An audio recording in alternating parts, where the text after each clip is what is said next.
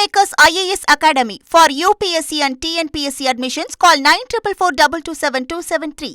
India ஐக்கிய அரபு அமீரகம் இடையே முக்கிய ஒப்பந்தங்கள் கையெழுத்தாகி இருக்கிறது. அதில் ரொம்ப முக்கியமான ஒரு ஒப்பந்தம் என்ன அப்படின்னு பார்த்தோன்னா, எல்பிஜி விநியோகம் தொடர்பாக அமீரகத்துடன் ஒப்பந்தம் மேற்கொள்ளப்பட்டிருக்கிறது. இது பற்றிய கூடுதல் தகவல்களை செய்தியாளர் ரமேஷ் விவரிக்க கேட்போம். ரமேஷ், இப்போ மேற்காசிய போர் சூழல், இதனால் பல்வேறு சிக்கல்கள் ஒவ்வொரு நாடுமே சந்தித்து கொண்டு வரக்கூடிய சூழலில் இங்கேயுமே கடந்த சில நாட்களாக பிரதமர் பல்வேறு அறிவுறுத்தல்களை நாட்டு மக்களுக்கு வழங்கி கொண்டு வந்தார்.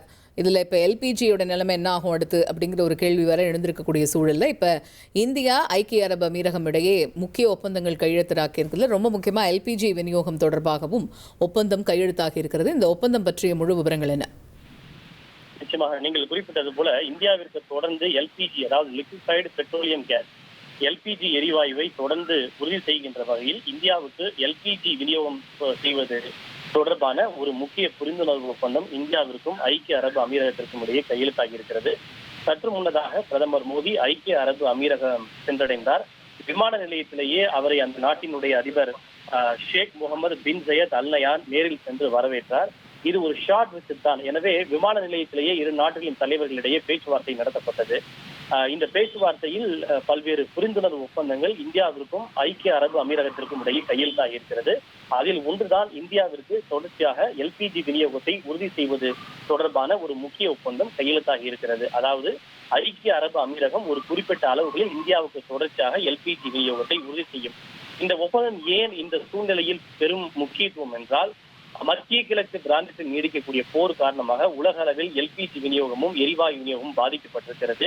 இந்தியாவிலும் கூட வரும் காலங்களில் கட்டுப்பாடு ஏற்படலாமோ என்ற ஒரு அச்சமும் சூழலும் கூட நிலவுகிறது. எனவே இந்தியாவிற்கு தொடர்ந்து எல்பிஜி எரிவாயுவை உறுதி செய்கின்ற வகையில் இந்த முக்கியமான ஒப்பந்தம் கையெழுத்தாகி இருக்கிறது. ஐக்கிய அரபு அமீரகத்திடமிருந்து எவ்வளவு வாங்க போகிறோம் என்பது குறித்த விவரங்கள் இன்னும் முழுமையாக வெளியாகவில்லை.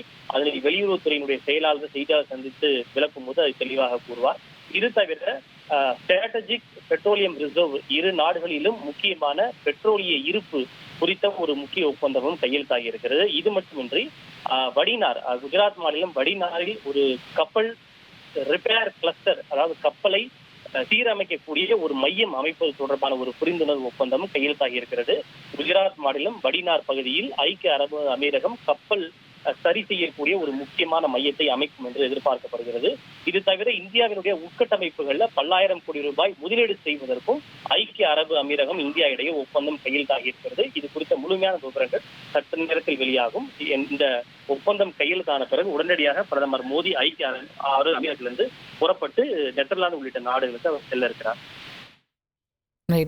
6 நாட்கள் அரசுமுறை பயணமாக 5 நாடுகள் சென்றிருக்கக்கூடிய பிரதமர் நரேந்திர மோடி முதலாவதாக ஐக்கிய அரபு அமீரகத்தில் சென்றடைந்திருக்கிறார். அங்கே முக்கிய ஒப்பந்தங்கள் கையெழுத்தாகி இருக்கிறது. அதுலேயும் ரொம்ப முக்கியமாக இந்த எல்பிஜி சம்பந்தமான ஒப்பந்தம் கையெழுத்தாகி இருக்கிறது.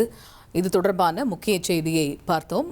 Kingmakers IAS Academy for UPSC and TNPSC admissions. Call 9442272273.